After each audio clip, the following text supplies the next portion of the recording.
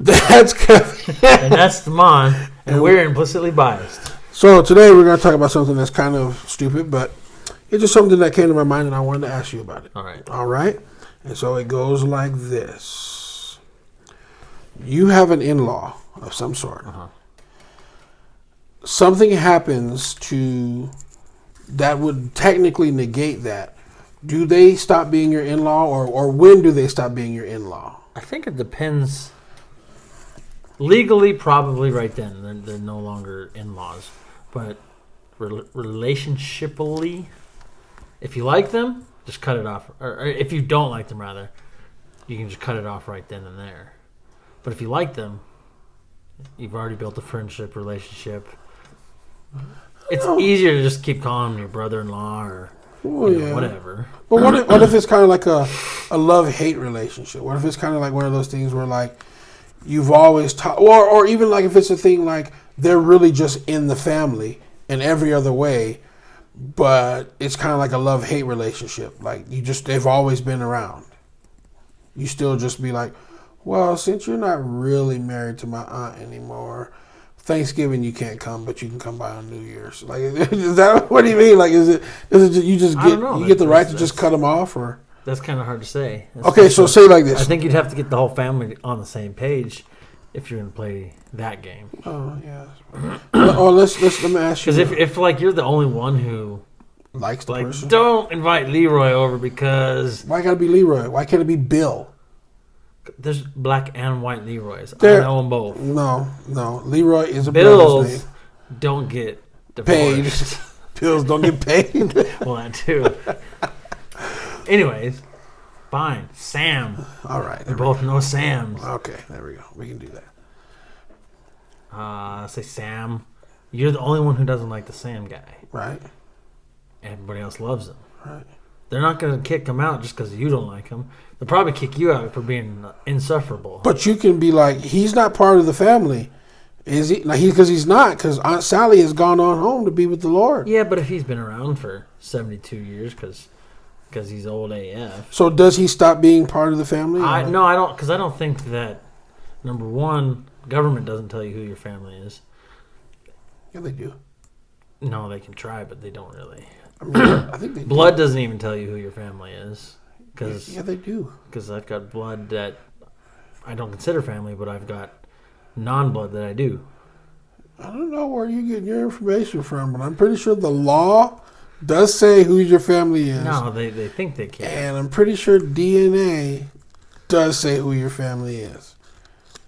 I get what you're saying, but emotionally who your family is. That's what I said, emotionally. Okay. Yeah, that's exactly what I said. So here, let me give you this. So, your sister, okay. I'm giving it to her real good. Okay? Nightly. Passionately. She decides. I hate you. She decides she wants to be him alone. Okay? I put a ring on it because I like it. Okay? I'm still giving it to her real good. Passionately, powerfully. I'm coming back from Africa with my giving it to her. Okay? Very short strokes. I marry your sister. Do you, and let's say your sister, she gets a divorce. She says, you know what? It's too much. Your love is too strong for me. It's too powerful. I can't handle it with my frail body. I say, okay, honey, you got to go. Are you going to stop calling me your brother-in-law right then? Or do you just keep going? Because it was an amicable release because I realized she can't handle the thrust. So, you don't understand how hard this is. This makes me so happy right now. So, do you stop calling me your brother-in-law? I don't know if I call you alive. You would kill me. I didn't say I would. So my life would be forfeited. No. I don't know if I could consider you alive. I might have to completely forget about who you are as a human being. And if we met in the future and things were to be anew, you'd be a whole new person. Witless protection. Well, I don't know. I don't know how to answer that question because there are people who were in my family for years. For a long time, they were married to somebody in my family. They got a divorce or whatever, and then like, you know, like when you see them, you're like, well, that's actually not. And like, I'm like, well, when do they like really? Do they just stop? Like after 20 years, are they just like Bill? Like, well, that's Bill. Like, no, that's been Uncle Bill for like Right, 15 forever. years. Like, when does it just stop being? I think it's all based on the individual scenario because, Yeah. you know, if Bill just happens to bounce out and he just disappears, he wrote himself out. And then if he comes back around, he will come back as Bill, you know. He lost. He quit giving the support or whatever that he may have been giving, and he quit getting the support that he may have been getting. So he just became another. Oh, well, here's another aha. What if it's a situation where Bill and Samantha, you know, Aunt Samantha were getting it on. They were married or whatever. Bill left, went with Sally for 22 years. Bill comes back, but you never called him Uncle Bill, but he's like, hey, I'm your uncle. You're like, dude, you were gone for 20 years. I don't know, you know. Do you think he has the right to make you call him Uncle Bill when he still technically is your uncle, even though he's been banging Sally out? Oh, yeah. I mean, in that respect, an uncle's always an uncle. Go back to the legal reference of it. He may not have been like, hey, Unc, what's up? He's just, on paper, uncle. No relationship there. Nothing like that. I don't know. I feel like if you've been gone all this time, there's no relationship. I'm not calling you uncle or anything. No, you don't have to call him uncle. But I mean legally, obviously. See, I think that's the problem. I think that's the actual, was it crux is the word I'm looking for? I think that's the whole crux of it all. It's like there's a legal definition which is clearly defined. Like you know exactly what it is. Like when they get a divorce, there's no longer whatever right there. When somebody passes away, that is no longer whatever. You know, that is the legal definition. So I guess it would all just go down to the emotional thing, I suppose. Yeah.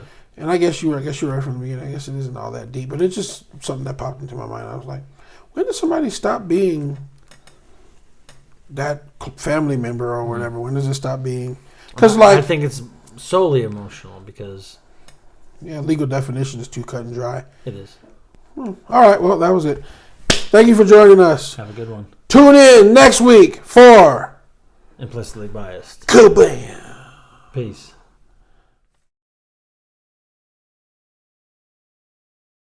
Fan question. Like we have fans. I think there's like 3 people that have even listened to us, and 2 of them are us. It's 4 that have subscribed, and 2 of them are us. Well, My mom and my sister subscribed. yeah, but what about on YouTube? I mean, on Spotify and all those podcasts. I don't know. I think it's got 6 listens each, and they were all me. I've listened to them on Spotify. Okay. Anyways, That's the Mon, that's Kevin. and we're implicitly biased. So today, we're going to talk about something that's kind of stupid, but who cares? We're going to do it anyway. Maybe we're not. One moment. We're going to be implicitly biased in a second. Hello, Mother. Hey. No?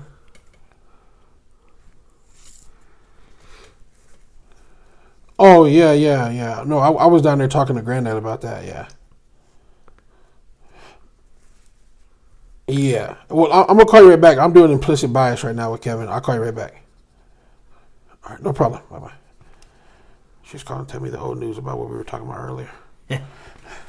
Yeah, I didn't even tell you the good parts about that, but we'll get into that after we stop recording. All right.